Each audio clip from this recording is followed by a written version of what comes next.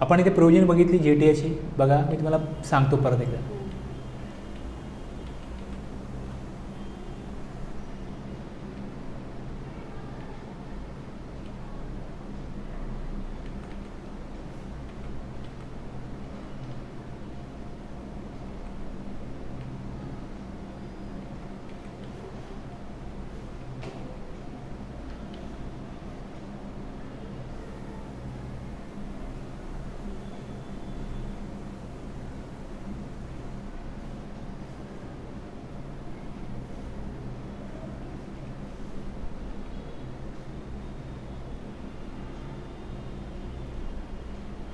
आपण काय बघितलं, जर 12% रेट नसेल, 12% रेट नसेल GTA जर 12%ने टॅक्स गव्हर्नमेंटला पे करत नसेल तर मग रिव्हर्स चार्ज येतो. पण RCA जर का GTA 12% पे करत असेल तर मात्र फॉरवर्ड चार्जचं ते जे आपलं ट्रान्झॅक्शन आहे ते फॉरवर्ड चार्जच समजलं जातं, ते फॉरवर्ड चार्जचं असतं आणि मग रिव्हर्स चार्ज इथे ॲप्लिकेबल होत नाही. पण GTA जर का अनरजिस्टर आहे किंवा GTA जर का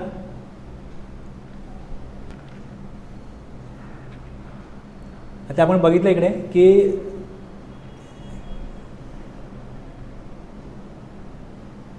GTA कोण असतो, कन्साइनमेंट नोट बनवतो. आता बघा माझ्याकडे ना एक क्लायंट आहे, तो एक मटेरियल घेतो, GTAला सांगतो दुसरीकडे हे मटेरियल पोचव.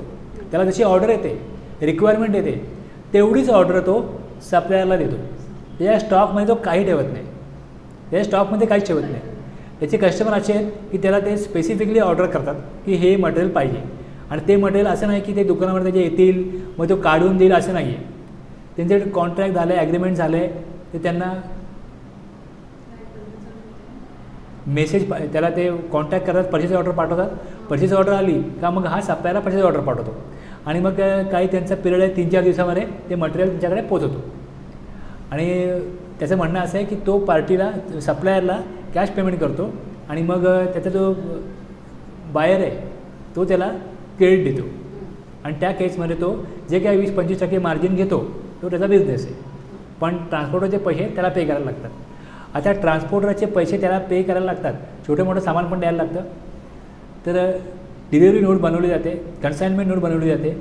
ह्या कन्साइनमेंट नोटमध्ये ज्या ट्रान्सपोर्ट कंपन्या आहेत तो चांगल्या मोठ्या कंपनीकडनं सर्व्हिस घेतो, त्यामुळे काय होतं त्याचं प्रॉपर कन्साइनमेंट नोट बनते.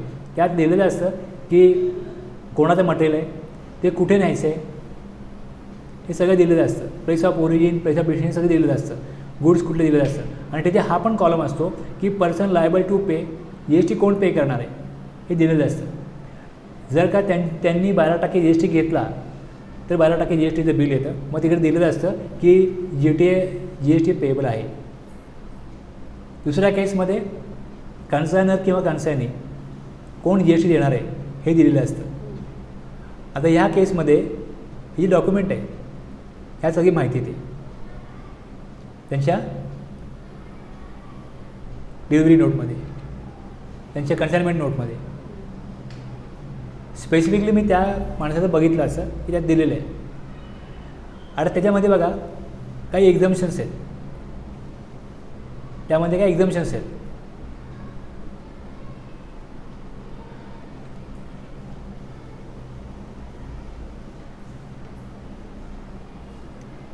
हे एंट्री नंबर 21 आहे, यामध्ये एक्झम्पशन्स आहेत. एक म्हणजे जर मटेरियल ह्या प्रकारचं असेल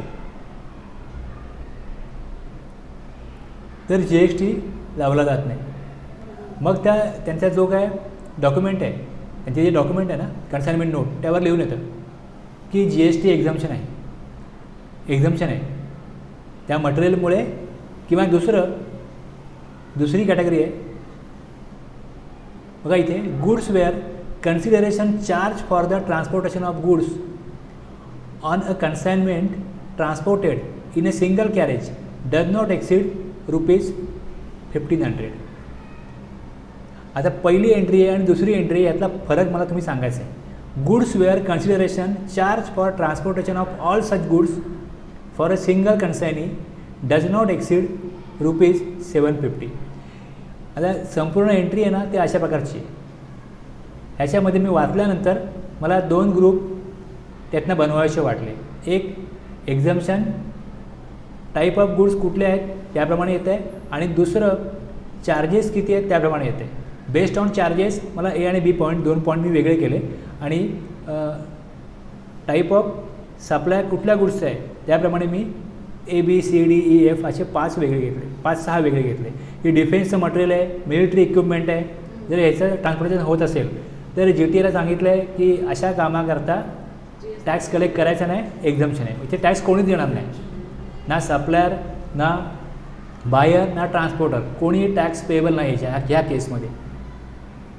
आता दुसरी जी कॅटेगरी आहे याच्यामध्ये जे छोटे व्यापारी आहेत त्यांचं काय मटेरियल आहे. आपण बघतो की छोटी दुकानं असतात, 5x5ची वगैरे दुकानं असतात किंवा छोटी दुकानं असतात, तर त्यांना काय मटेरियल मागावं लागतं. मग ते छोटा टेम्पो वगैरे करतात. मग जर का काही अशा प्रकारचे GT आहेत यांच्याकडे मोठे मोठे टेम्पो पण आहेत, ट्रक्स पण आहेत आणि छोटे पण असे टेम्पो आहेत, यातून ते माल पाठवतात. किंवा जेव्हा असा बाजारामध्ये माल पाठवायचा असतो जिकडे छोटे गर्दी असते तिथे मोठा ट्रक जात नाही, मग तिकडे अशा छोट्या मोठ्या व्यापाराचं सामान जे आहे ते पोहोचवण्याकरता त्यांना गल्लीतून जाण्याकरता त्यांना छोटे टेम्पो लागतात. त्यामुळे काय ट्रान्सपोर्टरनी छोटे टेम्पो पण घेतले, 3 व्हीलर टेम्पो पण घेतले, त्यातून ते माल पाठवतात. आता ह्या 3 व्हीलर माल पाठवला तर मग goods where consideration, transportation of goods हे ॲप्लिकेबल होईल. ते गुड्स पाठवले जातात. Consignment transported in a single carriage, जी माल वाहतूक होते ही एका गाडीतनं होते, त्या गाडीचं भाडं जे आहे ते 1500पर्यंत आहे, एक्सिड करत नाही तर एक्झाम्पशन ॲप्लिकेबल होईल. आणि दुसरं, थोडा टेम्पो मोठा गेला, त्या मोठ्या टेम्पोमध्ये 4-5 जणांचं सामान आहे, छोट्याच व्यापाऱ्यांचं. Goods where consideration charge for transportation of all such goods in a single consign, त्याच्यामध्ये सिंगल कन्साइनीचं जे सामान आहे त्याचं भाडं 750पर्यंत जात असेल, 750पर्यंत जात असेल तर एक्झाम्पशन आहे. आता एक्झाम्पशन एवाला ॲप्लिकेबल होतं का बीवाला ॲप्लिकेबल होतं हे कोण सांगणार. बघा, मी ट्रान्सपोर्टर आहे, मी तुमचं सामान घेऊन जातो, ओके, इतकी मी समजतो, मी काय कळलं मी काय विचारतो. आता तुमचं जेव्हा मी सामान घेऊन जातो तेव्हा माझ्या कुठल्या व्हेकलचा वापर मला करायचा आहे हे कोणाला माहिती आहे, मलाच माहिती आहे.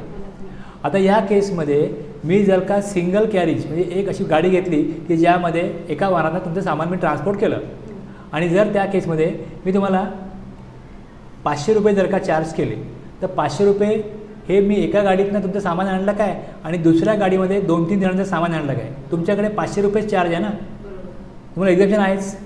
पण ज्यावेळेस मी 800 रुपये बिल करतो, 800 रुपये बिल करतो, तर मग मला माझ्या कन्साइनमेंट नोटमध्ये मी लिहिणार कोणाचं मटेरियल आहे, कुठे घेऊन जायचं आहे, चार्जेस किती आहेत आणि GST कोण पे करणार. आता ह्या केसमध्ये जर 800 रुपयाचं सामान घेऊन जातो आहे तर मग एक्झाम्पशन किती अमाऊंटला आहे, 1500ला आहे. मग सिंगल कॅरेजमध्ये एकाच वाहनामधनं ते 800 रुपये गाडी भाडं जर मी घेत असेल तर ॲप्लिकेबल होईल. पण माझ्या गाडीमध्ये 2000 रुपयाचं गाडी भाड्याचं मी सामान घेतलं, 3 जणांचं घेतलं, एकाचं 800 रुपये भाडं आहे, तुमचं 800 रुपये आहे, दुसरं अजून कोणाचं आहे त्याचं 400-500 आहे, आणखीन कोणाचं 500-600 आहे, असे टोटल 2000 रुपये मला मिळणार आहेत त्या गाडी भाड्याचे. पण तुमचे 800 रुपये आहेत. आता तुमचे जे 800 रुपये आहेत, जर का तुमचं गाडी भाडं हे 800 रुपये आहे तर तुम्हाला एवाला एक्झाम्पशन लागू होईल नाही होणार. कारण एवाला कधी लागू होईल, ज्यावेळेस सिंगल कॅरेज, एकाच कॅरेजमध्ये सगळं सामान जातं. आता दुसऱ्यामध्ये कसं आहे, goods where consideration charge for transportation of all such goods for a single consignee. तुम्ही सिंगल कन्साइनी आहात, तुमच्यासाठी मी 800 रुपये चार्ज करतो, तर तुम्हाला 750चं एक्झाम्पशन ॲप्लिकेबल होणार नाही. मी कन्साइनमेंट नोट लिहीन, मग रिसिप्ट ऑफ गुड्स तुम्ही कराल, सगळं डॉक्युमेंट पेपर होतील, आणि मग जेव्हा तुम्हाला बिल पाठवायची वेळ येईल तेव्हा तुम्हाला पाठवलं जाईल की ह्याच्यामध्ये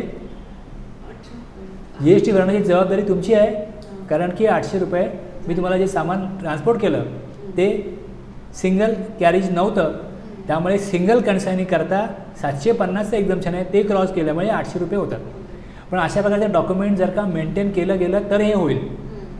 आता लोक काय करतात, सरसकट जे कन्सल्टंट आहेत ते काय सांगतात, 1500 रुपयाचं एक्झाम्पशन आहे, तुम्हाला जर का कोणी गाडी भाडं 1500 रुपये लावलं ना, तुम्ही GST भरण्याची गरज नाही. म्हणजे 750च्या एंट्रीचा विचारच करत नाही कोण. मी तुम्हाला अगोदर पण हा पॉईंट सांगितला होता, पण तेव्हा मी जास्त त्यात डिटेलमध्ये शिरलो नव्हतो. आत्ता आपण थोडंसं त्याच्यावरती स्पेसिफिकली चर्चा करतो आहे. मला सांगा तुम्ही की दोन्हीमधला फरक तुम्हाला कळतो आहे का? दोन एंट्रीमधला तुम्हाला फरक कळतो आहे का? आणि मी स्पेसिफिकली याच्याकरता आहे ना, मला परवा फाईल आली, हे काम नवीनच मिळालं आहे मला. फाईल आली, मी जे ट्रान्सपोर्टची बिलं बघितली. ते काम दुसरीकडे करतात. मला म्हणाले की माझं अकाउंटिंग जरा प्रॉपर होत नाही आहे, तुम्ही थोडंसं मला लक्ष द्या आणि मला गाईड करा की माझा जे काय ट्रान्सपोर्टचा चार्जेस आहेत ते माझे प्रॉपर गेले पाहिजेत, सगळं माझं प्रॉपर जाईल. या कारण तुम्ही मला तुमचे चार्जेस घ्या, मला तुम्ही हेल्प करा. आता होतं आहे काय की माझं अकाउंटिंग मी करतो, मी बिलं त्यांना पाठवतो, ते काय करतात काय नाही मला. मग नंतर केव्हा तरी सांगतात की आपण ट्रान्सपोर्टचे चार्जेस भरत नाही आहोत. मी त्यांना बोललो मग भरत नाहीत, मग भरायचं काम कोणाचं आहे? तुम्ही सांगितल्यावरती मी तुम्हाला पैसे देणार, मी सांगितल्यावर तुम्हाला मी प्रोसेस करणार, तुम्ही मला सांगायला पाहिजे ना. मी तुम्हाला आपण कशाला केलं तो म्हणतो ते मला कधी सांगतात, मग कधी मी विचारल्यावरती म्हणतात हां देखेंगे करेंगे. म्हणतो माझं काहीतरी प्रॉपर चालू नाही आहे, काहीतरी माझं जे काय काम चाललं आहे, कंप्लायन्सेस चालले आहेत, त्यामध्ये काहीतरी मला असं वाटतं की उद्या मला त्रास होऊ नये, ते गडबड आहे, तुम्ही थोडं मला गाईड करा. मी त्यांना सांगितलं की अशा प्रकारचे प्रोव्हिजन्स आहेत, मी तुमची फाईल बघेन मग तुम्हाला सांगतो. मग त्याला मी स्पेसिफिकली सांगितलं की तुमचं किती ट्रान्सपोर्टचं बिल होतं, कधी 1000 होतं, कधी 5000 होतं, म्हणजे किती टन माल घेतला आहे, तो कुठनं घेतला आहे, तो कुठे पोचवला आहे, छोटे मोठे सगळे माझे बोलतो बाहेर आहेत. त्यामुळे माझं छोटं पण मी काम नाकारत नाही कोणाचं, छोटं पण काम करतो, मोठंही करतो. म्हणजे ₹1,00,000 मालही पाठवतो आणि 5,000चा मालही पाठवतो. तर आपल्याला कस्टमर मेंटेन करायचं आहे, मार्केट मेंटेन करायचं आहे. म्हणतो माझं कधी कधी गाडी भाडं ₹500 होतं, पण मला समजत नाही की ह्या ₹500वरती मला रिव्हर्स चार्जमध्ये GST भरायचा की नाही भरायचं, आणि ह्याच्याबद्दल त्याला काही त्यांच्याकडून गायडन्स होत नाही. हा विचारतो तर काही गायडन्स होत नाही.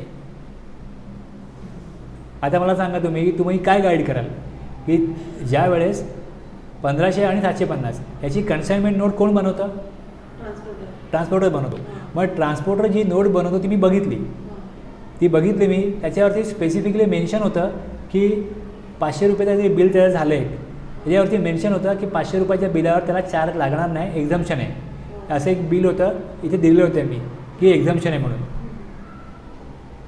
मी वेगवेगळ्या ट्रान्सपोर्टचे वेगवेगळे फॉर्मॅट आहेत, पण त्यामध्ये अशा प्रकारचा कॉलम येतो की किती रुपयाचा माल त्यांनी जे माल पोचवला त्याचे चार्जेस. ट्रान्सपोर्टचा GST नंबर आहे, असे पण ट्रान्सपोर्टर आहेत एका बिलामध्ये. ट्रान्सपोर्टचा GST नंबर आहे. बघा कसं आहे, ट्रान्सपोर्टरचा GST नंबर असो वगैरे नसो, आपली एंट्री काय सांगते बघा, लक्षात घ्या. पहिले एंट्री काय सांगते बघा, provider of service no matter whether it is register or not. बरोबर आहे. गुड्स ट्रान्सपोर्ट एजन्सी आहे, ती रजिस्टर आहे किंवा नाही आहे. दुसरं recipient of service no matters whether it is register or not. जर का रिसिपियंट रजिस्टर नसेल आणि जर त्याला रिव्हर्स चार्जमध्ये टॅक्स भरण्याची जबाबदारी असेल तर आपली सेक्शन 24 मधली एंट्री नंबर 3 आहे, सबसेक्शन 3 आहे, तो त्याला फोर्स करतो की तुला मॅन्डेटरीली रजिस्ट्रेशन घ्यायला लागेल. म्हणजे जर का रिसिपियंटवरती टॅक्स भरण्याची जबाबदारी येते ॲज पर सेक्शन 24 सबसेक्शन 3 तर त्याला रजिस्ट्रेशन घ्यावं लागेल. आता ह्या केसमध्ये तुम्ही काय करणार? एक जो रजिस्टर सप्लायर आहे तो 12% बिल लावलं त्यांनी तर काय करायचं, 5% बिल लावलं तर काय करायचं. तर आपली एंट्री काय सांगते, जर 12% बिल आहे, जर 12% आहे तर फॉरवर्ड चार्ज आहे. आणि जर का तो 12% लावत नाही, 5% लावतो किंवा तो अनरजिस्टर आहे, जर तो अनरजिस्टर आहे तरी 5%. त्यामुळे no matter whether it is register or not.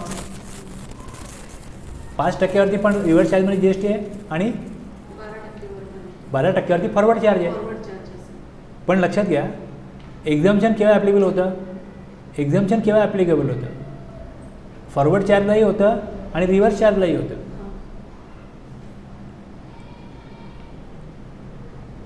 Rate of tax किती आहे बघा. इफ GTA ऑप्ट टू पे 12% हे फॉरवर्ड चार्ज आहे. GTA इज नॉट रजिस्टर और GTA does not charge GST on invoice recipient is liable 5%.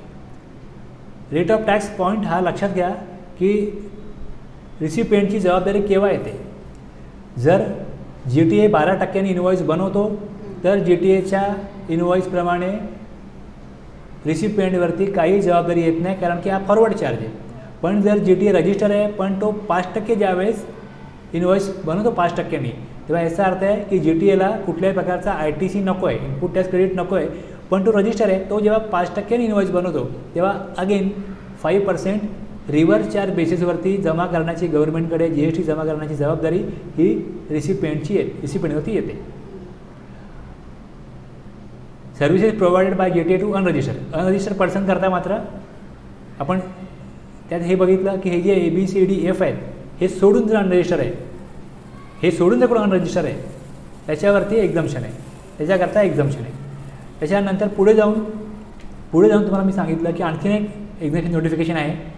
ते आत्ता आपण जे डिस्कस करत होतो की तुमचे कुठल्या प्रकारचे गुड्स आहेत, ते जर गुड्स तो करत असेल, ट्रान्सपोर्ट करत असेल, तर मग GTA रजिस्टर आहे, 12%, 5%, कुठल्याही प्रकारात असो, तो इनवॉईस बनवेल, तो एक्झाम्प्ट असेल. बघा, तुम्ही आईस्क्रीम विकता तर टॅक्स कलेक्ट करायचं आहे, दूध विकता तर टॅक्स कलेक्ट करायचं नाही, तसंच आहे. ट्रान्सपोर्ट जे लिस्ट ऑफ प्रॉडक्ट दिलेत त्याचं करताय तर एक्झाम्प्ट आहे सर्व्हिस. त्यामुळे त्याला बघायला लागतं तुम्ही माल कुठला मला सप्लाय करायचा आहे, माल कुठला घेऊन जायचा आहे, हा माल आहे. मग याच्यावरती तू पुढे तुझी चार्जेस घे, कुठलाही टॅक्स लागणार नाही. मग तो लिहितो की मी हे सामान नेतो आहे आणि एक्झम्पशन आहे या मटेरियलवरती. न्यूजपेपरचाच त्यांनी तो न्यूजपेपरचं घेऊन चालला आहे. न्यूजपेपर एजन्सी बोलेल की आम्ही जेव्हा ट्रान्सपोर्ट करतो, ट्रान्सपोर्टर आमच्यावरती GST लावत नाही, तू GST लावायचं नाही. मग त्याला स्पेसिफिकली हे एक्झम्पशन माहिती पाहिजे, त्याला माहिती असणार, तो आपल्या विलेवर लिहितो की सप्लाय ऑफ एक्झम्प्टेड प्रॉडक्ट. दुसरी कॅटेगरी गुड्स कुठलेही असो, आयदर ए प्रमाणे सिंगल कॅरेज आहे, 1500च्या आत चार्जेस होत आहेत, एक्झम्पशन आहे. मग हे तो बिलात लिहितो, याची कन्साइनमेंट नोट आहे, त्यात लिहितो की मी कुठलं मटेरियल घेऊन चाललो आहे.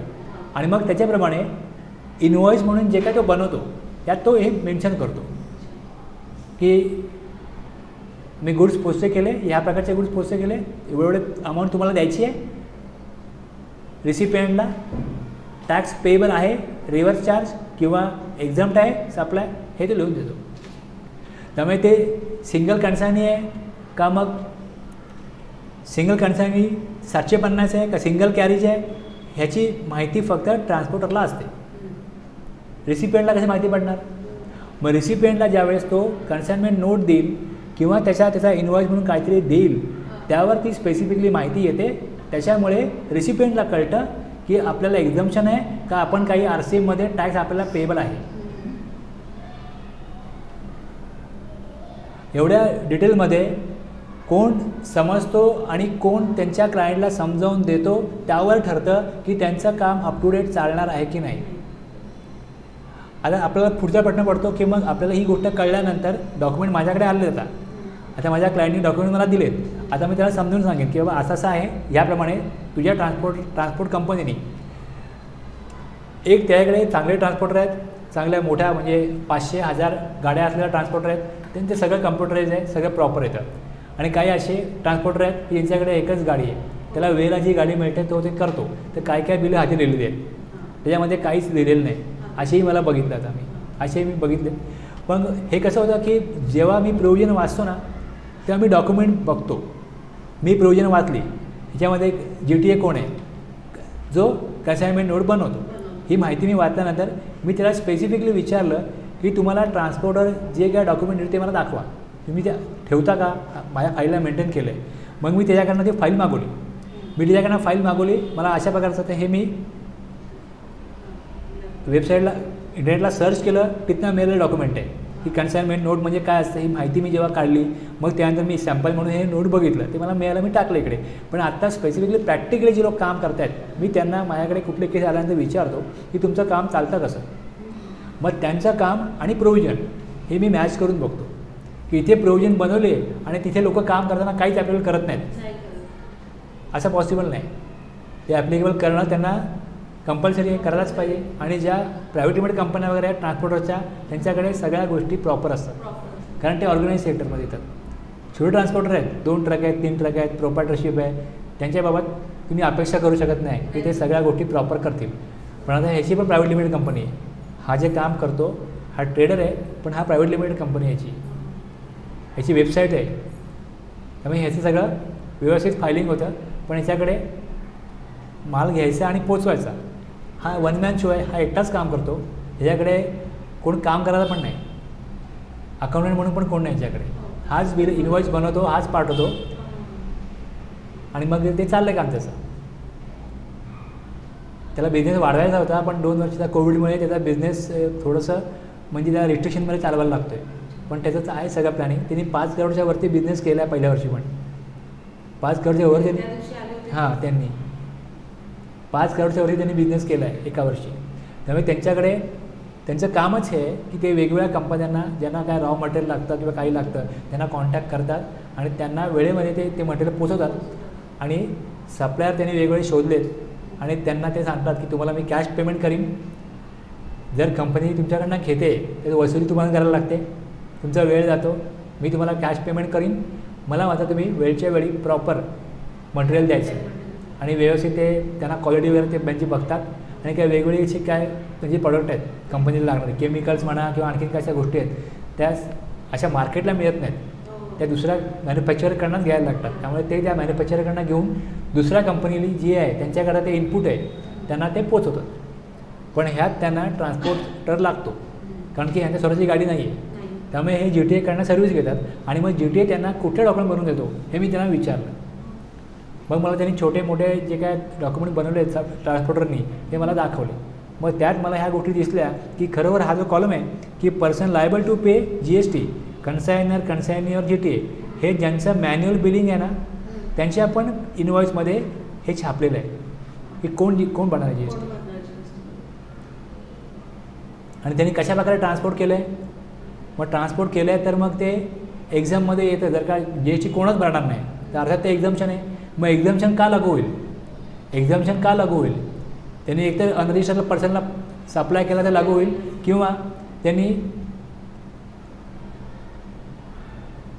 हे जे ABCDEFGH हे जे 8 प्रकारचे त्यांनी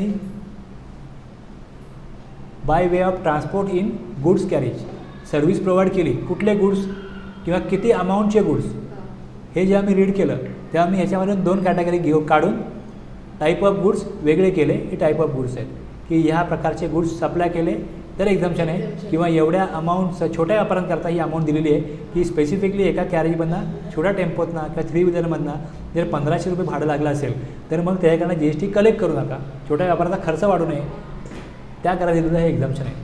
आता तुम्ही ह्या एंट्रीजना टॅलीमध्ये कसं बसवाल? मुद्दा कळला?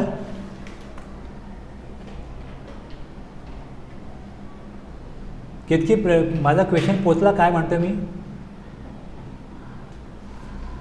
आज मी दुसरा क्लास घेतो याच्यावरच, ह्या विषयावर, आणि तुम्हाला टॅलीमध्ये ह्या गोष्टी सगळे जे आपण जे प्रोविजन बघतो आहे त्या आपण अशाच बघायच्या आणि टॅलीमध्ये त्याचा काहीच इम्प्लिमेंटेशन नाही असं जे आपलं होतं ते थोडंसं मला ते गॅप कमी करायचे. बघा हे तुम्ही शिकला आहेत हे तुम्हाला टॅलीमध्ये कसं सेट करता येईल. आता एक मोठी अमाऊंट आहे, 1500च्या वरती अमाऊंट आहे तर GST येणारच आहे. जर रिव्हर्स चार्ज आहे तर कशी, फॉरवर्ड चार्जला आपल्याला काहीच करायचं नाही. मी तुम्हाला रिव्हर्स चार्ज दाखवलं परवा, तसं तुम्हाला करायचं आहे. आता तुमचा पुढचा प्रश्न असेल की जर का एक्झाम्प्ट आहे तर मग कसं करणार एंट्री ट्रान्सपोर्टची? केतकी बरोबर आहे मी विचारत होते? केतकी प्रश्न कळला?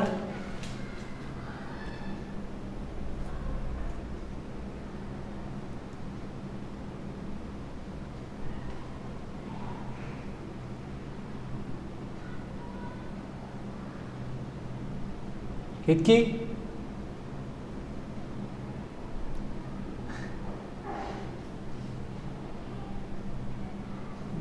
प्रश्न कळला माझा काय?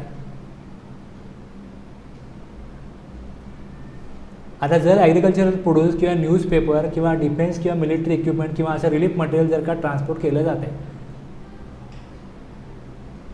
तर ह्याचं आपण लेजर बनवणार आणि तिथे आपण दाखवणार आपल्याला की ह्याच्यावरती आपण ट्रान्सपोर्टेशन सर्व्हिस घेतलेली आहे. एखाद्या कंपनीने समजा रिलीफ मटेरियल परचेस केलं आणि त्यांनी त्यांची सोशल रिस्पॉन्सिबिलिटी म्हणून समजा हे ट्रान्सपोर्ट केलं असं होऊ शकतं ना. एखाद्या पर्सनला वाटलं की आपण ट्रान्सपोर्टरकडनं काही मटेरियल घेऊ आणि आपण आपली सामाजिक जबाबदारी म्हणून हे जिकडे पूर आला आहे, पूरग्रस्त आहेत, त्यांना आपण हे पोचवू. त्यामुळे त्यांनी रिलीफ मटेरियल त्यांनी तिथे पोचवलं. ट्रान्सपोर्टरकडून त्यांनी सर्व्हिस घेतली की मटेरियल माझं घेऊन चल तिकडे.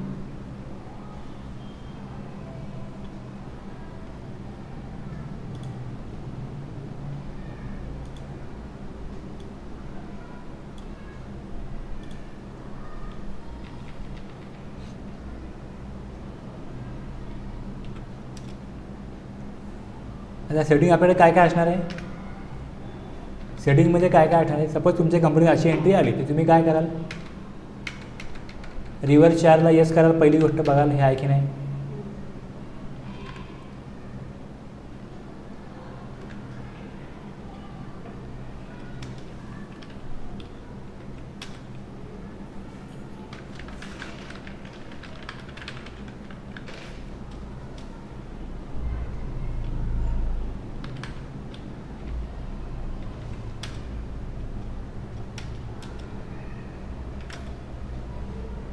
इथे जाऊन मी काय केलं.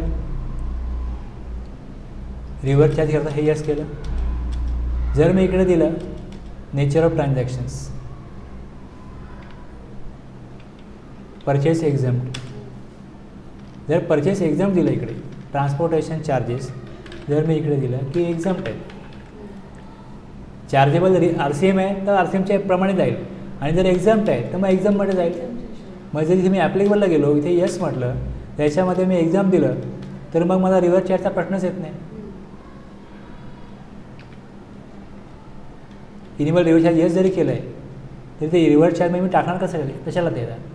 आता रिव्हर्स चार्जमध्ये केव्हा टॅक्सेबल आहे, पण टॅक्सेबिलिटी कोणावरती येते, रिसिपेंटवरती येते. आता टॅक्सेबिलिटी येतच नाही आहे. मग सरळ सरळ मी इकडे देईन की ॲप्लिकेबल यस, पण परचेस एक्झाम्प्ट आहे. जर मी परचेस टॅक्सेबल दिलं तर मग रिव्हर्स चार्ज मी येस करणार. आणि जर का फॉरवर्ड चार्ज आहे तर मग परत रिव्हर्स चार्ज नो करणार आणि मी इथे परचेस टॅक्सेबल देणार. फॉरवर्ड चार्जला अशा प्रकारे येईल.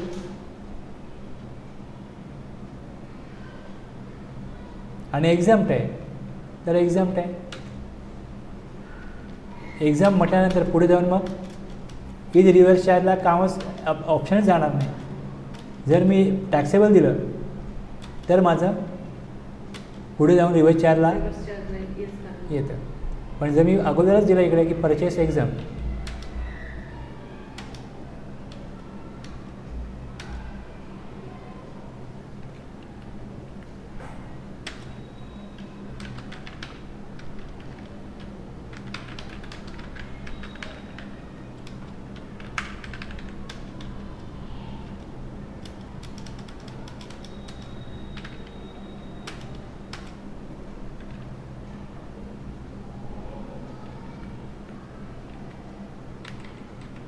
आता काही नाही याच्यामध्ये, सोपं एकदम.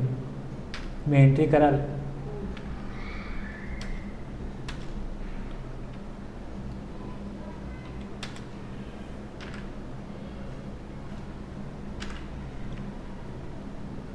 मोड चेंज कराल,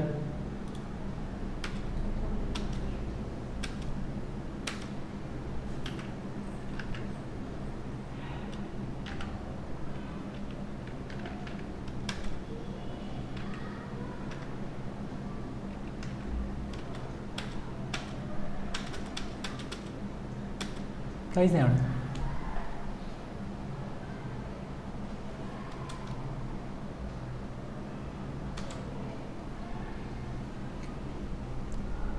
तुम्हाला तिथे लेजर बनवायला लागेल की ट्रान्सपोर्टेशन चार्जेस एक्झाम्प्ट आहेत का मग चार्जेबल आहेत.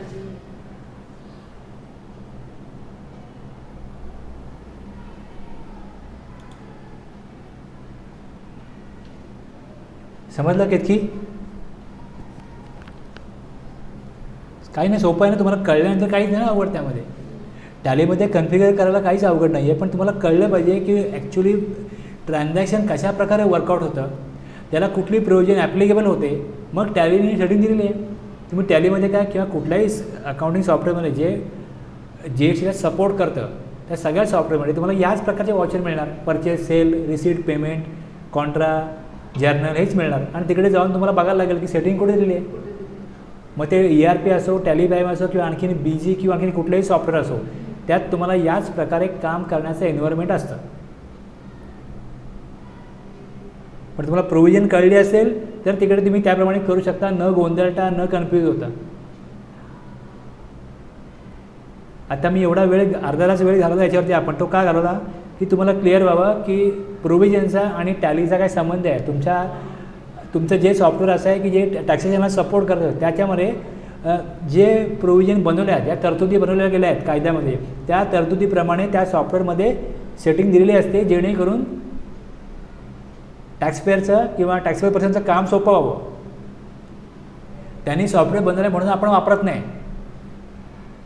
कायद्यामध्ये जे तरतुदी आहेत त्याप्रमाणे सॉफ्टवेअरमध्ये तशा प्रकारच्या जर का सेटिंग्स दिल्या, लोकांना उपयोगी पडतील असं जर का सेटिंग दिलं, युजर फ्रेंडली सेटिंग दिलं, तरच लोक वापरणार आहेत.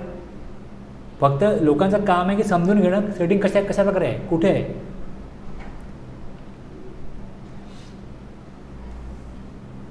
आता बाकी आणखीन बऱ्याच सर्व्हिसेस पुढे आहेत. आता आपला GTA पार्ट संपला इकडे. आता पुढची सर्व्हिस आहे लीगल सर्व्हिस. लीगल सर्व्हिस कोण देतं? Services provided or agreed to be provided by an individual advocate, senior advocate or a firm of advocate by way of legal services directly or indirectly. कोण घेणारा कोण आहे? To any business entity. जर कुठल्याही business एंटिटीनी services घेतल्या individual ॲडव्होकेटकडनं किंवा सिनियर ॲडव्होकेटकडनं किंवा ॲडव्होकेटच्या फर्मकडनं. जेव्हा तुम्ही फर्म म्हणता, पार्टनरशिप फर्म, तेव्हा त्यामध्ये LLP पण येतं, limited life partnership. Registration partnership फर्मचं वेगळं होतं, LLPचं वेगळं होतं, कंपनीचं वेगळं होतं. इंडिव्हिज्युअलचं कुठल्याही प्रकारचं रजिस्ट्रेशन नसतं कुठल्या ऑथॉरिटीकडे. तुम्हाला पार्टनरशिप बिल्ड करायला लागतं. LLPमध्ये पण लिमिटेड लाईफ पार्टनरशिप वेगळ्या ॲक्टप्रमाणे होते, कंपनी ॲक्टप्रमाणे, कंपनी लॉप्रमाणे कंपनी बनते.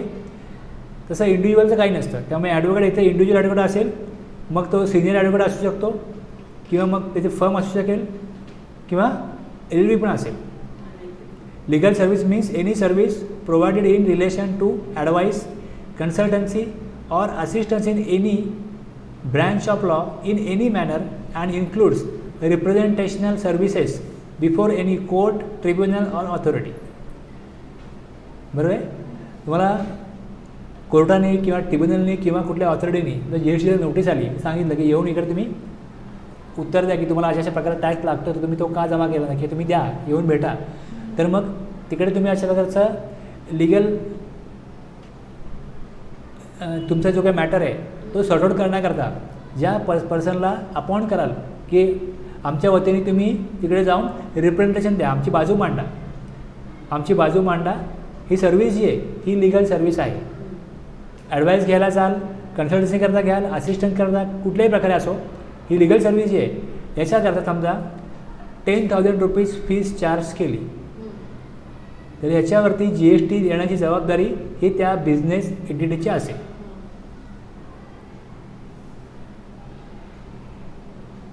क्लिअर आहे. आता समजा मी तुम्हाला दुसरा प्रश्न विचारतो. एखादा ॲडव्होकेट आहे, त्याचं स्टेशनरीचं दुकान आहे, स्टेशनरी तेव्हा तो विकतो किंवा त्याचं इलेक्ट्रॉनिक डिव्हाइसचं दुकान आहे, इलेक्ट्रॉनिक आयटम म्हणजे मोबाईल, TV वगैरे सगळं तो विकतो, वॉशिंग मशीन, TV, फ्रीज सगळं असेल. तो GST कलेक्ट करतो, त्याच्या नावाने GST नंबर आहे. तरी आता त्या केसमध्ये जर रजिस्टर ॲडव्होकेट असेल आणि तो जर का लिगल सर्व्हिस देतो तर ह्याच्यावर GST देण्याची जबाबदारी कोणाची? नो मॅटर ॲडव्होकेट रजिस्टर असो अगर नसो, जर स्पेसिफिकली दिलं इकडे की जर लिगल ॲडवाईस दिला तर रिसिपिएंटची जबाबदारी आहे, तर रिसिपिएंटच तिकडे सर्व्हिस देईल, रिसिपिएंटच तिकडे गव्हर्नमेंटला टॅक्स देईल. फॉरवर्ड चार्ज इथे होणारच नाही. आपण GTमध्ये कसं बघितलं की जर GTA रजिस्टर आहे आणि जर GTA 12% इनवॉइस बनवतो GTA इनवॉइस बनवू शकतो 12%. इथे या लिगल सर्व्हिसमध्ये मला हे स्पेसिफिकली मेन्शन करायचं आहे की जर का तो ॲडव्होकेट त्याच्या दुसऱ्या कुठल्या बिझनेससाठी रजिस्टर असेल, तो गुड्सचा किंवा वेगळ्या सर्व्हिसेस अप्लाय करत असेल, असे काही CA आहेत की जे त्यांनी LLB पण केलं आहे आणि CA पण केलं आहे, तर ते लिगल मॅटर पण बघतात आणि ते ऑडिट पण करतात. जर ऑडिट करतात तर फॉरवर्ड चार्जमध्ये बिल देतात. पण जर लिगल ॲडवाईस दिला किंवा लिगल मॅटर कुठला तरी सॉर्ट आऊट केला तर ह्या केसमध्ये आपल्या कायद्यानुसार, कायद्यामधल्या प्रोव्हिजननुसार, तरतुदीनुसार त्यांना फॉरवर्ड चार्ज घेता येत नाही. त्यांना रिव्हर्स चार्जमध्ये ती लायबिलिटी शिफ्ट करायला लागते त्या बिझनेस एंटिटीवरती की तुम्ही तुमचा टॅक्स भरा आणि त्याचं तुम्ही क्रेडिट घ्या, पण ऑडिट फीजचं मी तुम्हाला फॉरवर्ड चार्जचं बिल देऊ शकतो आणि लिगल सर्व्हिसचं मात्र तुम्हाला मी फॉरवर्ड चार्जमध्ये इनवॉइस देऊ शकत नाही, कारण त्याच्यात त्या प्रकारची तरतूद कायद्यामध्ये असल्याकारणे तसं करायला लागतं. जिकडे स्पेसिफिकली सांगितलं गेलं आहे की सप्लायर, सर्व्हिस प्रोव्हायडर फॉरवर्ड चार्जमध्ये इनवॉइस बनवू शकतो, तिकडे बनवू शकतो. जर तसं दिलेलं नाही आहे तर मग पॉसिबल नाही. मग RCMने दिलेली आहे तर RCMमध्येच ती ॲक्टिव्हिटी येणार, ती लायबल टू पे रिसिपिएंटच असणार.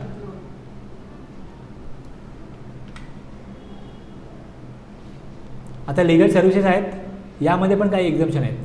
Services provided by an arbitral tribunal to any person other than business entity. एक आहे services provided by arbitral tribunal किंवा a partnership firm of advocate or an individual as an advocate other than senior advocate. Senior ॲडव्होकेटची entry खाली आहे. Senior advocate by way of legal services to. Legal services कोण देतो आहे, कोणाला देतो आहे? एक आर्बिट्रल ट्रिब्युनलची एंट्री आहे. आता आर्बिट्रल ट्रिब्युनलचं तुम्हाला पुढे जाऊन एंट्री येणार आहे. हे बघा, services applied by an arbitral tribunal to business entity. जसं लिगल ॲडवाईस दिला जातो तसे काय तंटे सोडवण्याकरता काही आर्बिट्रल ट्रिब्युनल असतात. म्हणजे आपण कोर्टात जायचं नाही, आपणच एक कमिटी बनवूया. त्यामध्ये असे ज्यांना काही मॅटर माहिती आहेत, काय म्हणजे कायद्याचे अभ्यासक आहेत किंवा जे एक्सपर्ट आहेत, रिटायर्ड जज म्हणा, कुठल्याही प्रकारचे सिनियर ॲडव्होकेट म्हणा, यांची एक कमिटी. काय व्यापारी म्हणतात की आपण काय करूया, आपले मॅटर आहेत ना कोर्टात न्यायचे नाही, कोर्टामध्ये आपला वेळ आणि पैसा वाया जातो, तर आपण एक आपल्या मॅटरकरता आर्बिट्रल ट्रिब्युनल बनवू. म्हणजे आपल्या डिस्प्यूटमधनं जो निर्णय आपली ट्रिब्युनल देईल तो मान्य करायचा. आता ह्या आर्बिट्रल ट्रिब्युनलचे जे मेंबर असतात, बरोबर आहे, त्यांना ज्यावेळेस अशा मॅटर सॉर्ट आऊट करण्याकरता बोलवलं जातं, 10-12 मॅटर आहेत, ते सॉर्ट आऊट करायचे आहेत. म्हणजे ठरतं की वीकली एकदा आपण सिटिंग ठेवूया, सगळ्यांना बोलूया, त्या सिटिंगमध्ये सगळी तंटे सोडवले जातील. त्याच्याकरता जी त्यांनी कमिटी बनवली आहे, ट्रिब्युनल बनवलं आहे, त्यांना काय चार्जेस पे करायचे. ज्यांचा मॅटर आहे त्यांनी दोघांनी एक ठराविक फीस त्यांची आहे ती पे करायची. आता जर ती बिझनेस एंटिटी समजा त्यांच्या मॅटरमध्ये त्यांना सांगितलं की तुम्ही 2,000 रुपये पे करायचे ट्रिब्युनलला, याच्यावर GST कोण देणार? ती बिझनेस एंटिटी. सर्व्हिस देणारा कोण आहे? Arbitral tribunal. सर्व्हिस घेणारा कोण आहे? एंटिटी. बस, person liable to pay tax any business entity. एक लिगल सर्व्हिस आहे, दुसरं आर्बिट्रल ट्रिब्युनलची सर्व्हिस आहे. याचे एक्झाम्पल बघा, Quick Road Lines Transport Agency is taken arbitration services from Perfect Law Associates. Here Quick Road Lines being a business entity would be liable to pay tax on reverse charge basis.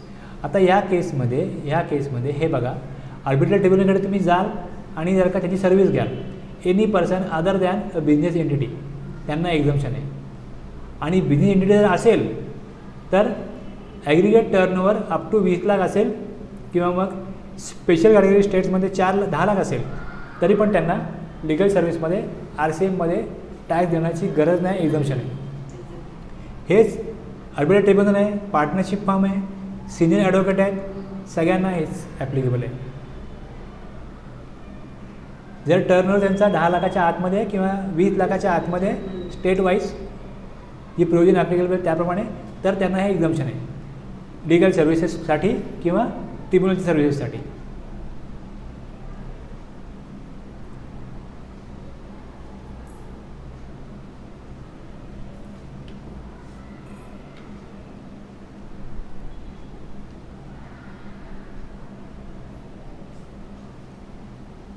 आपण आता वेगवेगळे कार्यक्रम बघतो T V चॅनलला, त्यामध्ये स्पॉन्सरच असतात, काही award function वगैरे असतात, त्या अवॉर्ड फंक्शनमध्ये पण स्पॉन्सर असतात, बरोबर आहे. आता एखादी कंपनी ॲडव्हर्टाइजमेंट देते, हा वेगळा मॅटर आहे. स्पॉन्सरशिप ही ॲडव्हर्टाईज नाही आहे, लक्षात घ्या. स्पॉन्सरशिप वेगळी, ॲडव्हर्टाइजमेंट वेगळी. ॲडव्हर्टाइजमेंटला काय तुमचं एक 15 सेकंदाचा काय मॅटर आहे, एक व्हिडिओ आहे तो दाखवला जातो, बस ॲडव्हर्टाईज झाली. स्पॉन्सरशिपमध्ये एखाद्या अशा प्रकारचा अवॉर्ड फंक्शन आहे, त्यामध्ये स्पॉन्सरर, को स्पॉन्सरर, जॉईंट स्पॉन्सर बघतो ना आपण, त्यांचं नाव येतं. आता या केसमध्ये सर्व्हिस देणारा कोण आहे? Any person. T V channel असो किंवा एखादं गणपती उत्सव मंडळ असो. स्पॉन्सरशिप कोणाची आहे? एनी बॉडी कॉर्पोरेट और पार्टनरशिप फर्म. जर बॉडी कॉर्पोरेटनी किंवा पार्टनरशिप फर्मनी एखादा कार्यक्रम स्पॉन्सर्ड केला, समजा 5 लाख रुपये त्यांना स्पॉन्सरशिप, त्यांचं नाव तिकडे लिहिण्याकरता जर त्यांच्याकडनं 5 लाख रुपये ते टी व्ही चॅनल घेत असेल किंवा कोणी पर्सन घेत असेल, तरी ह्या 5 लाखावरती GST द्यायचा कोणी? बॉडी कॉर्पोरेटनी किंवा त्या पार्टनरशिप फर्मनी. It is not applicable for individual. Specifically दिले आहे बॉडी कॉर्पोरेट और पार्टनरशिप फर्म. तुम्हाला कन्सेप्ट कळला स्पॉन्सरशिपचा? स्पॉन्सरशिपसाठी त्यांना एक कंपनी पाहिजे, त्यांच्याकडे 4-5 ऑप्शन आहेत. तुमचं नाव येईल, तुमचं नाव येण्याकरता तुम्ही 5 लाख रुपये द्यायचे. Srinath jewellers limited paid 50 lakh for sponsorship of Femina Miss India, a national beauty pageant in India for sponsorship services. Here Srinath Jewellers, being a recipient of service, will pay GST on RCM basis. समजते मी इथं काय explain केलं? समजलं मी काय सांगितलं? Srinath ज्वेलर्सला Femina miss इंडियासाठी 50 लाख रुपये त्याला सांगितलं तुम्ही द्या, तुमचं आम्ही नाव दाखवू, तुम्हाला आम्ही सांगू की आमच्या स्पॉन्सरशिप तुम्ही आहात, आणि जे काय त्यांची ट्रॉफी वगैरे असेल त्याच्यावरती ते नाव दिलं जाईल की स्पॉन्सर्ड बाय श्रीनाथ ज्वेलर्स, आणि मग लोकांपर्यंत नाव पोचेल श्रीनाथ ज्वेलर्सचं. तर इथे श्रीनाथ ज्वेलर्स हे स्पॉन्सर आहेत, आणि त्या 50 लाखावरती GST गव्हर्नमेंटला देणं ही रिस्पॉन्सिबिलिटी त्या चॅनलची नाही. चॅनल त्यांच्याकडनं 50 लाख रुपये घेईल आणि सांगेल की आम्ही स्पॉन्सरशिप चार्जेस म्हणून यांच्याकडनं 50 लाख रुपये कलेक्ट केले, आणि श्रीनाथ ज्वेलर्स हे 50 लाखावर GST देईल.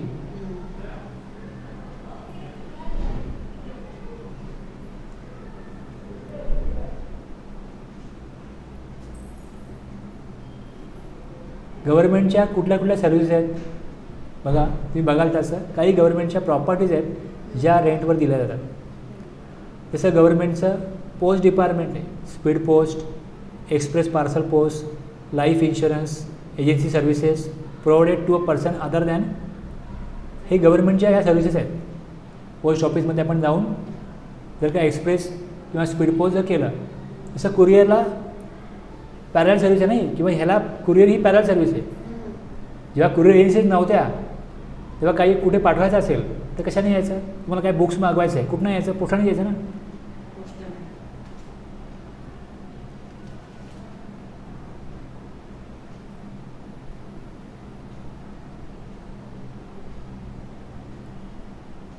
ट्रेन सर्व्हिस कोणाची आहे? सेंट्रल गव्हर्नमेंटची आहे. काय बोटिंग सर्व्हिसेस आहेत? Services in relation to an aircraft, विमान, vessel boat inside and outside the precincts of a port, परिसर जो आहे पोर्टचा तो, ऑर ॲन एअरपोर्ट, आणि transportation of goods or passengers. अशा काही सर्व्हिसेस गव्हर्नमेंटच्या आहेत ज्याच्यावर GST कोण देतं? सर्व्हिस घेणारे. जर तुम्ही एअर तिकीट काढलं, रेल्वे तिकीट काढलं ज्याच्यावर GST ॲप्लिकेबल आहे, तर त्या किंवा तुम्ही जर का स्पीड पोस्टनी काही सर्व्हिस घेतली तर जे चार्जेस लावतात त्यामध्ये GST वेगळा लावला जातो.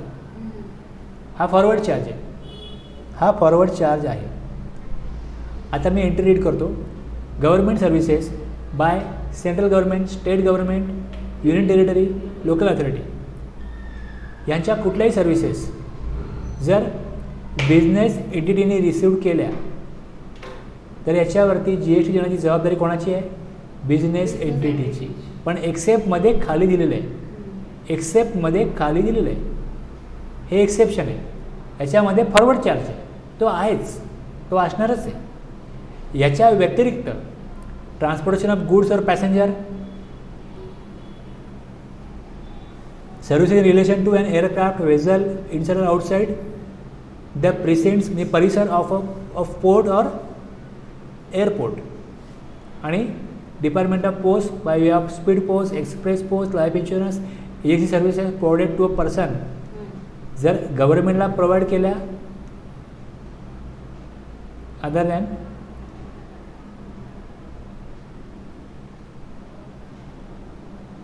एक मिनट,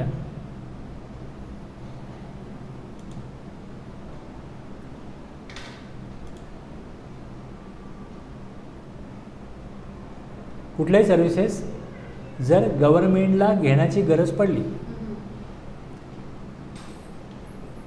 एक दुसरं बाय गव्हर्नमेंट, युनियन टेरिटरी, आणि सर्व्हिस दिली इकडे, सर्व्हिस घेत नाही गव्हर्नमेंट, सर्व्हिस देते कोणाला? बिझनेस एंटिटीला. आणि त्या सर्व्हिसेस यातल्या नसतील, गव्हर्नमेंटनी सर्व्हिस दिली तर बिझनेस एंटिटीने टॅक्स द्यायचा.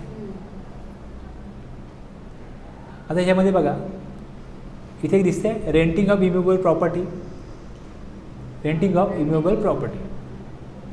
इन फॉलोइंग केसेस गव्हर्नमेंट और local authority is liable renting of immovable property and services specified below. हे दिलं इकडे. ह्या केसमध्ये गव्हर्नमेंट टॅक्स कलेक्ट करतं, फॉरवर्ड चार्जमध्ये भरतं. एक्सेप्टचा अर्थच तो आहे, जेव्हा एक्सेप्ट दिले खाली त्याचा अर्थ तो आहे की इथे फॉरवर्ड चार्ज आहे, ह्या सर्व्हिसेस सोडून रिव्हर्स चार्ज.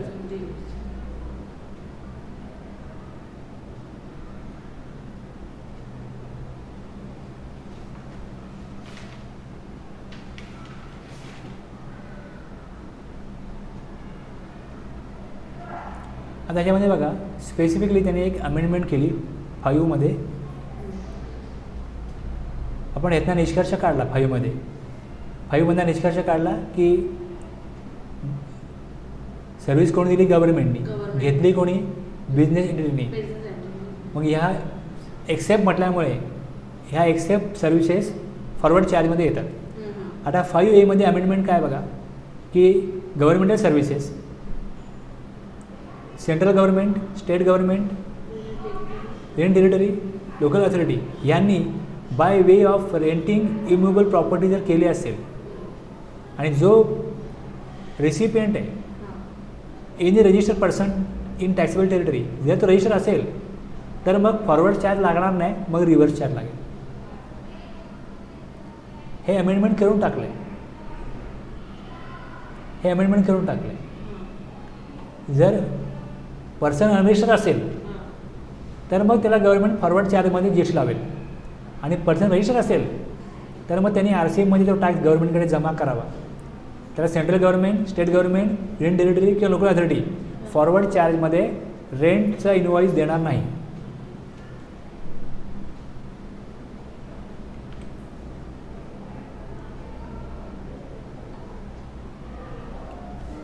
इथपर्यंत समजलं? इथपर्यंत क्लिअर आहे? रिस्पॉन्ड करा म्हणजे मला पुढे जाता येतं.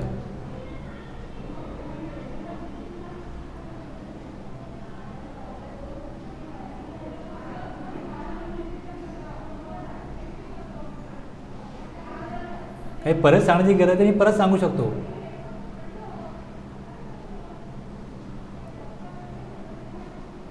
इथपर्यंत ओके आहे? हां, उत्तर द्या. म्हणजे मला काय होतं, मला इंटरेक्शन होतं ना मग. हां, बघा आता पुढची एंट्री पण पहिल्यापासूनच्या एंट्रीमध्ये नव्हती. जेव्हा तुम्ही बघाल 5A 5B असं येईल तेव्हा लक्षात घ्या हे नंतर ॲड झालेल्या एंट्री आहेत, आज ॲप्लिकेबल आहेत, पण त्या 1 जुलै 2017 पासून 1 जुलै 2017 पासून ॲप्लिकेबल नव्हत्या. आता बघा पुढची एंट्री सांगतो मी काय, की जे बिल्डर असतात ना ते बिल्डिंग बांधतात, बरोबर आहे. बिल्डिंग म्हणतात, प्रमोटर म्हणतात, प्रमोटर. आता ते काय करतात, त्यांची सर्व्हिस कशा प्रकारची आहे, डेव्हलपमेंट राईट्स ते घेतात.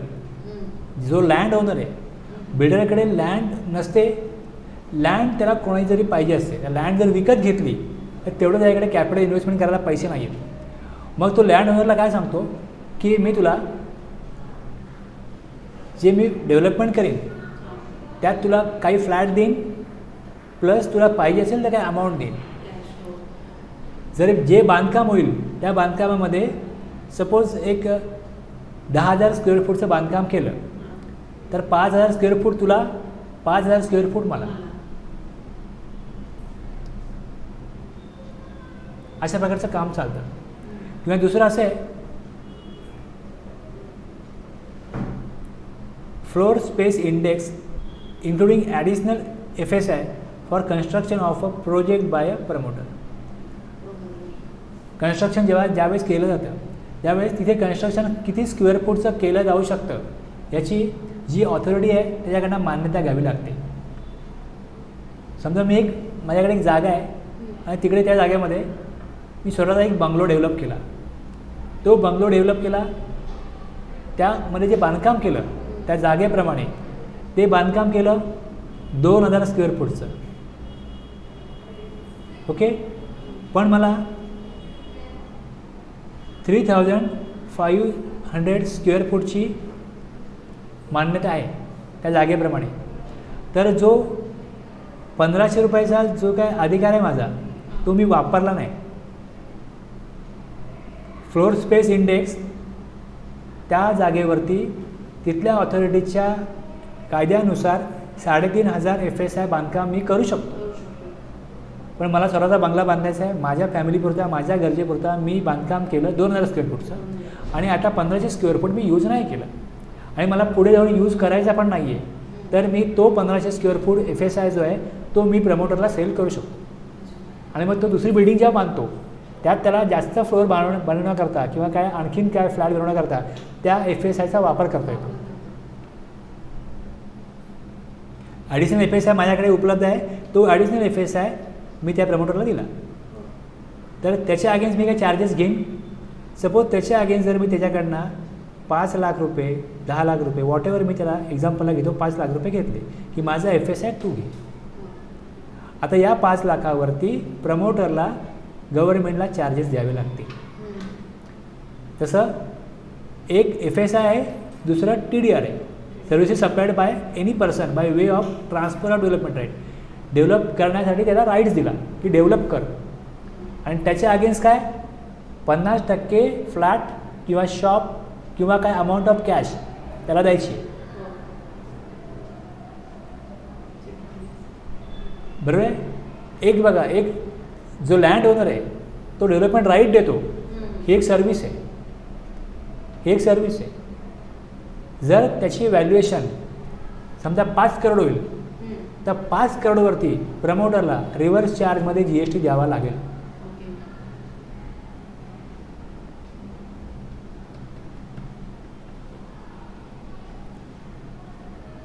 जागेची काय व्हॅल्यू आहे, प्लस तिकडे जर बांधकाम करायला गेला तो लँड ओनर तर त्याला 5 करोड लागणार आहेत. आता लँड ओनरकडे जागा आहे पण त्याच्याकडे 5 करोड बांधकाम करण्याकरता कॉस्ट नाही, आणि जो बिल्डर आहे तो त्याच्याकडे बांधकाम करण्याकडे पैसे आहेत पण त्याच्याकडे लँड घेण्याला पैसे नाही आहेत. मग या दोघांची पण गरज आहे म्हणून दोघं एकत्र येतात आणि दोघं एकत्र येऊन तो जॉईंटली हा प्रोजेक्ट करतात की तुझी राईट्स तू मला ट्रान्सफर कर इथे डेव्हलपमेंट करण्याचे, आणि मी त्याच्या अगेन्स्ट तुला फ्लॅट देईन, 50% जे बांधकाम होती तुला देईन. आता कुठे कुठे हे 40% असतं, कुठे 50% असतं, कुठे 60% असतं. म्हणजे जिकडे जसे जागेचे भाव आहेत किंवा प्रॉपर्टीचे भाव आहेत त्याप्रमाणे हे तुम्ही देशभरामध्ये बघाल तर कुठे कुठे देशामध्ये 60% पण बिल्डर लँड ओनरला देतो आणि 40% फ्लॅट सेल करून पण त्याला त्यातनं प्रॉफिट होतं. कुठे कुठे तेवढा होत नाही, मग तो 40% देतो लँड ओनरला आणि 60% स्वतः सेल करतो.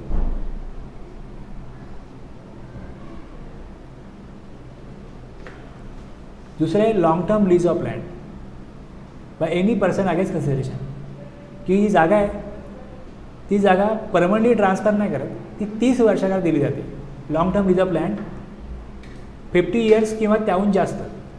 आता तुम्ही बघा सिडकोचे वगैरे जे काय लोकांना त्यांनी रूम दिलेत सिडकोनी बांधून, ते सिडकोने त्यांना 99 इयर्सच्या लीजवर दिले.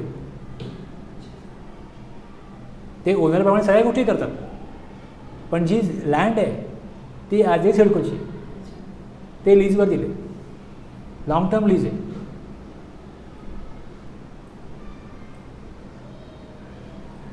Long term lease of land 30 years or more by any person against consideration in the form of upfront amount called as premium, salami, cost, price, development charges or by any other name. त्यांना ownership जी मिळालेली आहे त्यांनी ते ready केले room, आणि ज्यांना ते room पाहिजेत त्यांना अलॉट केले, आणि अलॉट करताना त्यांना डेव्हलपमेंट चार्जेस म्हणून त्यांच्याकडनं काय अमाऊंट घेतली गेली.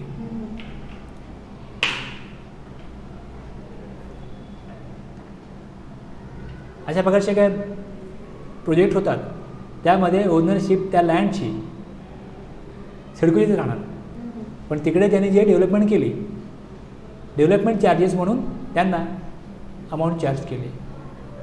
And or periodic rent for construction of a project by promoter. Long term lease, आता इथे जर का प्रमोटर असेल तो अशा प्रकारे लॉंग टर्म लीजवरती काय देत असेल कुठल्याही पर्सनला, घेणारा पर्सन आहे तर प्रमोटरने त्याच्या त्या अमाऊंटवरती GST पे करायचं आहे. Person liable to pay tax promoter. 5A, 5B, 5C या नंतरच्या एंट्री आहेत. आता बघा याच्यामध्ये कसं परत supply of TDR, FSI, long term lease of land. याच्यामध्ये सप्लाय ऑफ TDR आहे, FSI, long term lease premium of land आहे by a land owner to a developer are exempt. ह्याच्यामध्ये एक्झम्पशन पण आहे. जसं आपण बघितलं की GSTमध्ये GTA पण एक्झम्पशन होतं, तसंच याच्यामध्ये पण एक्झम्पशन आहे. काही कंडिशन्स आहेत त्याच्या फुलफिल केल्या तर जे फ्लॅट बिल्डरनी लँड ओनरला दिले त्याच्या अगेन्स्ट जे कन्सिडरेशन त्याला दिलं त्याची जी कॉस्ट आहे त्याच्यावर बिल्डरला RCMमध्ये अमाऊंट द्यावी लागत नाही. काय कंडिशन आहे की constructed flats are sold before issuance of completion certificate. Completion certificate issue होण्यापूर्वी जर त्यांनी सगळे फ्लॅट सेल केले तर मग TDR चार्जेस म्हणून त्यांनी जे अमाऊंट दिले त्याच्यावर GST द्यावं लागत नाही. Exemption of TDR, FSI, long term lease is withdrawn in case of flat sold after issue of completion certificate. Completion certificate issue झाले आणि नंतर काय फ्लॅट सेल केले तर त्याच्या अगेन्स्ट जी अमाऊंट त्यांनी लँड ओनरला दिलेली आहे त्याच्या अगेन्स्ट त्याला GST भरावं लागेल 1% in case of affordable houses and 5% of value in case of other than affordable houses.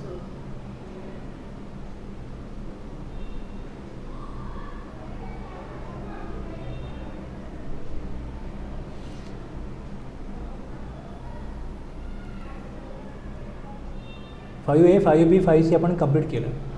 आता पुढची एंट्री आहे services supplied by director of a company और बॉडी कॉर्पोरेट. डायरेक्टर ऑफ कंपनीला किंवा बॉडी कॉर्पोरेट बँक वगैरे आहे, बँक आहे, LIC वगैरे आहे, ह्या कंपनी नाही आहेत पण त्यांची स्वतःचे ॲक्ट आहेत, त्यांची स्वतःचे लॉ आहेत. कशाप्रकारे बँक चालवायची हा बँकेचा लॉ आहे, पण त्याच्यामध्ये त्यांना कंपनी लॉच्या पण प्रोव्हिजन ॲप्लिकेबल होतात. आणि जिथे त्यांना कंपनी लॉच्या प्रोव्हिजन आणि बँकेच्या त्यांच्या कायद्यामधलं प्रोव्हिजन जर कॉन्फ्लिक्ट करत असतील तर मग तिथे कंपनी लॉचे प्रोव्हिजन ही न वापरता त्यांच्या लॉचे प्रोव्हिजन ॲप्लिकेबल करा, अशा प्रकारचा लॉ आहे. त्यामुळे ज्या प्रायव्हेट लिमिटेड किंवा पब्लिक लिमिटेड कंपनीज नाही आहेत पण त्यांना कंपनी लॉ पण ॲप्लिकेबल आहे, त्यांना बॉडी कॉर्पोरेट म्हटलं जातं. एक्झाम्पल म्हणून तुम्हाला सांगितलं बँक किंवा इन्शुरन्स कंपनी. त्यांचा जो डायरेक्टर आहे त्या डायरेक्टरकडनं डायरेक्टर ऑफ अ कंपनी और बॉडी कॉर्पोरेट जर त्या कंपनीला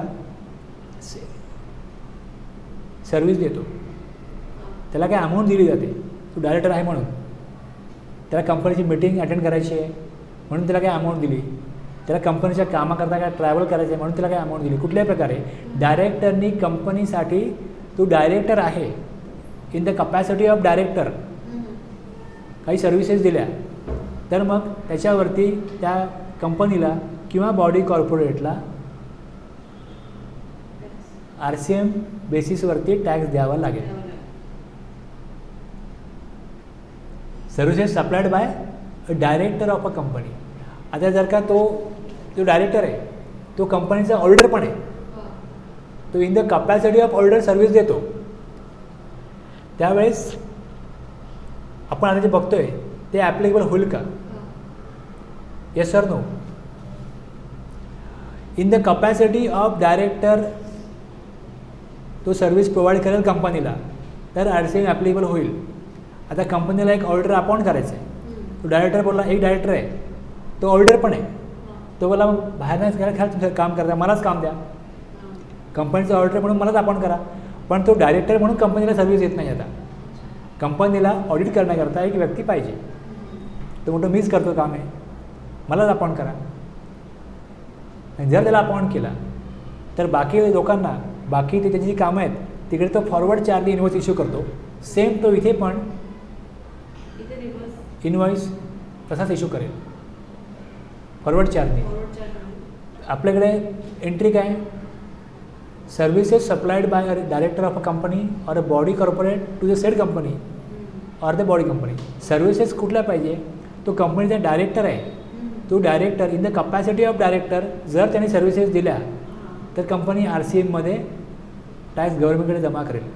पण in the capacity of director नाही आहे, दुसरी कुठली सर्व्हिस आहे ती डायरेक्टर म्हणून तो देत नाही आहे, तर कंपनीला एक सर्व्हिसची गरज आहे आणि त्या सर्व्हिसचा सर्व्हिस प्रोव्हायडर डायरेक्टर आहे म्हणून त्याला ते काम मिळतं आहे, त्यावेळेस तो फॉरवर्ड चार्जमध्ये इन्व्हॉइस देईल, ते काम करेल. पण in the capacity of director of company तो आपली जबाबदारी किंवा आपलं कर्तव्य किंवा आपली ड्युटी जेव्हा निभावतो आणि त्याच्या अगेन्स्ट कंपनी त्याला काय पेमेंट करते त्याच्यावरती टॅक्स देण्याची जबाबदारी ही कंपनीची आहे रिव्हर्स चार्ज.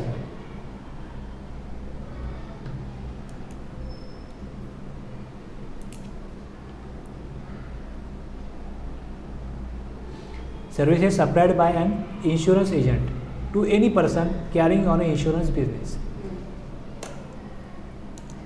तुमच्याकडून मला याच्याबद्दल काय उत्तर पाहिजे, उत्तर द्यायचं मला. मी तुम्हाला प्रश्न विचारणार आहे, मी उत्तर द्यायचं.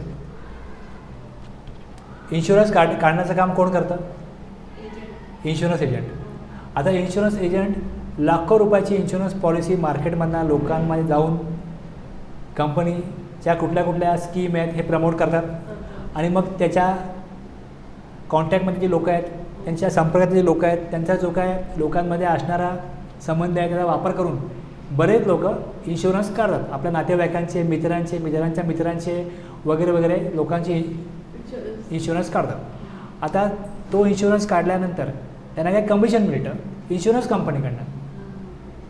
सर्व्हिस कुठली आहे इन्शुरन्स एजंटची? ते कमिशन एजंट आहे. ती जी कमिशनची अमाऊंट आहे, कमिशन ही जी सर्व्हिस आहे ही GST म्हणजे टॅक्सेबल सर्व्हिस आहे, त्याच्यावर GST कोणी द्यायला पाहिजे? आयदर सप्लायरनी किंवा रेसिपिएंटनी. आता या केसमध्ये ह्या ट्रान्झॅक्शनमध्ये सप्लायरकडनं GST घेणं गव्हर्नमेंटला सोपं आहे का रेसिपिएंटकडनं गव्हर्नमेंटला GST घेणं सोपं आहे? तुमच्याकडनं मला उत्तर पाहिजे. आता बघा,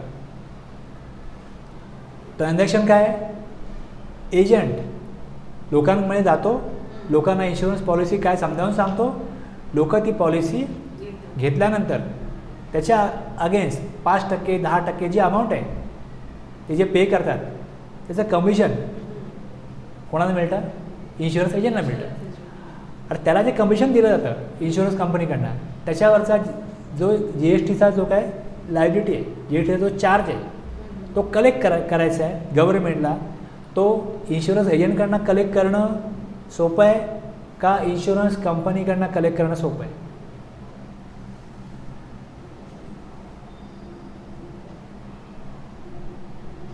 कंपनीकडनं का सोपं आहे?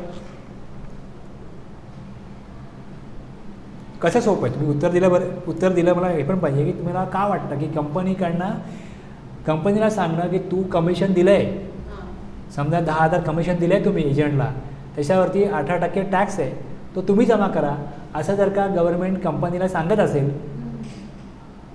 तर हे कसं योग्य आहे? का वाटतं मला योग्य वाटतं असं?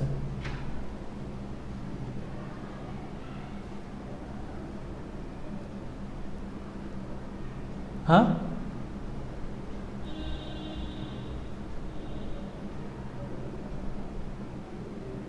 नाही कंपनीवरती टाकली तर कंपनीवरती येईल ना, जर का एजंटवर टाकली तर एजंटवरती येईल. लॉ मेकर जेव्हा लॉ बनवतात तेव्हा लॉ मेकरना काय निर्णय घ्यायचा आहे की आपण इन्शुरन्स एजंटला सांगू की तुला 10,000 रुपये मिळाले तर तू आम्हाला तिथे टॅक्स द्यायचा आहे. एक ऑप्शन हा आहे. दुसरा ऑप्शन कंपनीला सांगणं की तुम्ही जेव्हा 10,000 पे कराल इन्शुरन्स एजंटला त्यावेळेस तुम्ही GST आम्हाला द्यायचं. हे दोन्ही ऑप्शन होऊ शकतात ना. जर समजा मी एक ॲडवायझर आहे, मी कोणाला सर्व्हिस देतो ॲज अ कन्सल्टंट किंवा किंवा मी कोणाकडनं कमिशन घेतो तर त्या केसमध्ये तर मलाच गव्हर्नमेंटला टॅक्स द्यावा लागतो. मग इन्शुरन्स कंपनीची आणि इन्शुरन्स एजंटची जेव्हा केस येते तेव्हा इन्शुरन्स कंपनीकडनं टॅक्स घेणं गव्हर्नमेंटला सोयीस्कर वाटत असेल तर त्याचं रिझन असं आहे की कंपन्या किती आहेत इन्शुरन्सच्या? 5, 10, 50. इन्शुरन्स एजंट किती आहेत? 50,000, 1 लाख, 5 लाख. आता 5 लाख लोकांचा GST नंबर GSTमध्ये रजिस्ट्रेशन करून घेणं आणि 5 लोकांनी टॅक्स बरोबर भरला की नाही याचा ट्रॅक ठेवणं आणि 50 कंपन्यांनी GST भरला की नाही याचा रेकॉर्ड ठेवणं किंवा त्याच्यावरती ऑब्झर्वेशन करणं हे सोपं आहे. जेव्हा मी कोणाला ॲडवाईस करतो तेव्हा ज्यांना मी ॲडवाईस करतो ते गव्हर्नमेंटच्या स्कोपमध्येच नाही आहेत, ट्रॅकमध्येच नाही आहेत. मग गव्हर्नमेंट मला सांगणार की तुम्ही जेव्हा कोणाला ॲडवाईस द्याल, कन्सल्टन्सी द्याल तेव्हा तुम्ही टॅक्स द्या.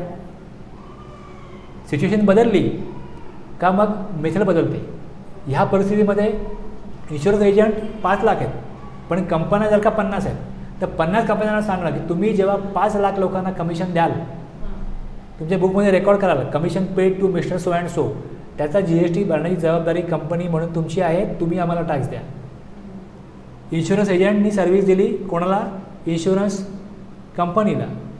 तर ती कंपनी त्या सर्व्हिसच्या अगेन्स्ट जे काय त्याला पेमेंट देईल त्याच्यावरती इन्शुरन्स कंपनी गव्हर्नमेंटला RCMमध्ये टॅक्स देईल, कारण त्यांच्यावरती टॅक्स कलेक्ट करणं त्याचं ॲडमिनिस्ट्रेशन करणं हे सोपं आहे म्हणून RCM आहे.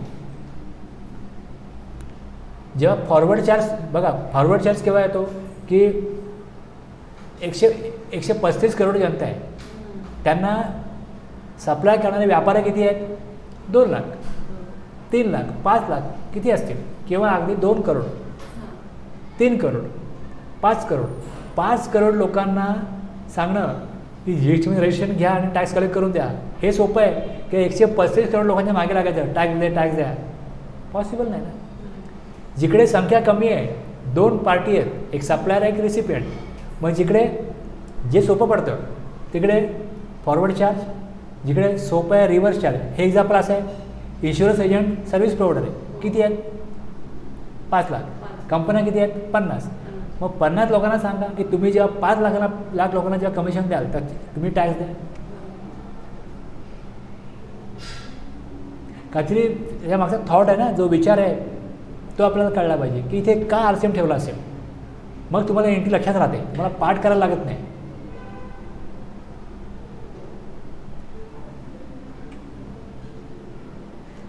तुम्हाला कन्सेप्च्युअली एखादी गोष्ट कळली तर तुम्हाला लक्षात राहते. आपण म्हणून तेवढा वेळ घालवतोय ना. अदरवाईज तुम्ही वाचलं असतं किंवा मी वाचून दाखवलं असतं, तुम्हाला कळलं असतं, लक्षात राहिलं असतं तर प्रश्नच मिटला. मी अगोदर पण एक सेशन घेतलं आणि आता पुन्हा घेतोय आणि एवढा वेळ घालवतो. याचा उद्देशच हा आहे की आपण समजावून घेतो आहोत की त्याच्या मागचा थॉट काय असेल, का केलं असं, लॉजिक काय याच्या मागचं.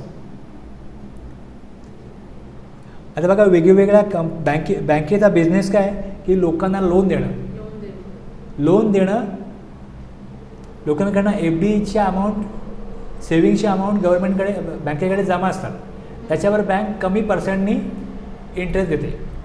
सपोज FDमध्ये 8% इंटरेस्ट दिला जातो, पण तेच ज्यावेळेस लोन तुम्ही घ्यायला जाता तेव्हा तुम्हाला लोनला 13%, 14%, 16% वगैरे इंटरेस्ट लागतो. मग बँकेचे ॲडमिनिस्ट्रेशन चार्जेस, त्यांच्या एम्प्लॉईजचा पगार वगैरे हा सगळा वसूल कोणाकडनं होतो, जे लोन दिलेत त्यांच्याकडून जो इंटरेस्ट मिळतो त्याच्यामधनंच बँकेचं लाईटचं बिल, ACचं maintenance, AC purchase, capital asset purchase, एम्प्लॉईची सॅलरी, हे सगळं त्यांना लोनमधनं जे काय रिकव्हरी होते त्याच्यामधनं होतं. आता जर लोन दिलं गेलं तर मग त्या नॉर्म्स आहेत, त्या नॉर्म्सप्रमाणे लोन द्या. जे लोनसाठी खरंच पात्र लोक आहेत त्यांना लोन द्या, हे बँकेवरती बंधनकारक असतं. त्यानंतर मग लोन दिल्यानंतर काही लोक वेळेत लोन जर रिपे करत नसतील तर मग बँक काय करते, त्यांना लेटर पाठवते, त्यांना आठवण करून देते, रिमाइंडर पाठवते, फोन करते की तुम्ही लोन द्या.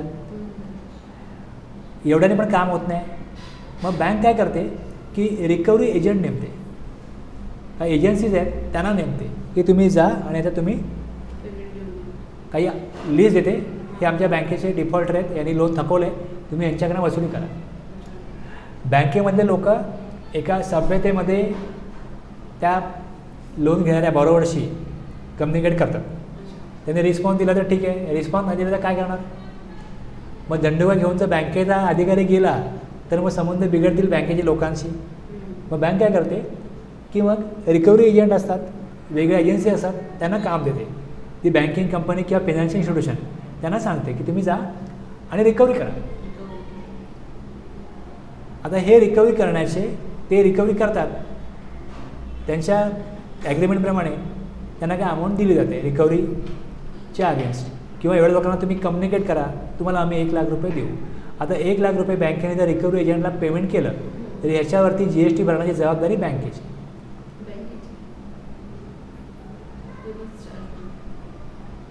सर्व्हिस कुठली आहे, रिकव्हरी एजंट जे डिफॉल्टर आहे, ज्यांनी लोनचे हप्ते थकवले आहेत त्यांच्याकडे जाईल, त्यांना सांगेल की बँकेचा हा बिझनेस आहे, बँकेचे खर्च असतात, तुमच्या हप्त्यामधनंच बँक चालते, तर तुमचा काय अडचण आहे तुम्ही बँकेला कम्युनिकेट करा, बँकेला सांगा. जेन्युनली कोणाची अडचण आहे तर मग बँक काहीतरी तुम्हाला उपाय देईल, पण तुम्हाला लोन रिपे करावं लागेल. आणि जर का तुम्ही लोन रिपे करत नसाल तर तुमची प्रॉपर्टी बँक ताब्यात घेईल, मॉर्गेज करेल, ती सेल आउट करेल, हे सगळं लिलाव करेल तुमच्या प्रॉपर्टीचा, हे सगळं ते रिकव्हरी एजंट जाऊन लोकांना सांगतात. त्यामुळे जे बँकेतले अधिकारी असतात त्यांचं एका लेवलपर्यंत काम होतं, त्याच्यानंतर ते काम करत नाहीत. मग रिकव्हरी एजंट्स असतात, त्यांची टीम असते, ते काम करतात. मग त्यांना हायर केलं जातं बँकेकडनं किंवा फायनान्शियल कंपनीकडनं. त्यांच्या घरावर जाऊन नोटीस लावणं, त्यांना लिगल नोटीस पाठवणं, ह्या सगळ्या ज्या काय हॅरासमेंटच्या प्रोसिजर आहेत ह्या बँकेचे अधिकारी करत नाही. लोकांना जे काय त्रास त्याच्या हे कामं आहेत हे रिकव्हरी एजंट करतात. साम दाम दंड भेद सगळं करतात.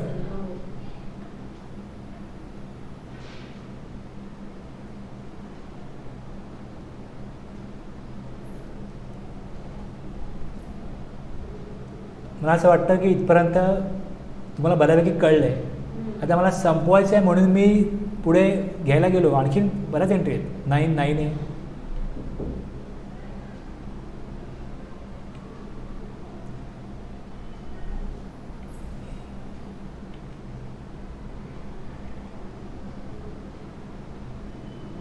म्हणजे आणखीन मला 8-10 एंट्री पुढे आहेतच,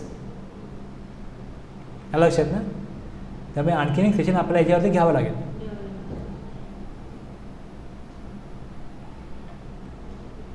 तर आपण RCMवरती GTI मी तुम्हाला एकदम व्यवस्थित घेतला की कन्सेप्च्युअली कळायला, टॅलीमध्ये कसं काम करायचं हे पण मी सांगितलं. आणखीन आता आपण अर्ध्या एंट्री घेतल्यात, अर्ध्या एंट्री आपण आता नेक्स्ट क्लासमध्ये घेऊ. आणि मला असं वाटतं की लोकांना किचकट वाटतो RCM किचकट वाटतो, म्हणून मी याच्यावरती वेळ दिला एवढा आणि देतो एवढा वेळ. थांबूया.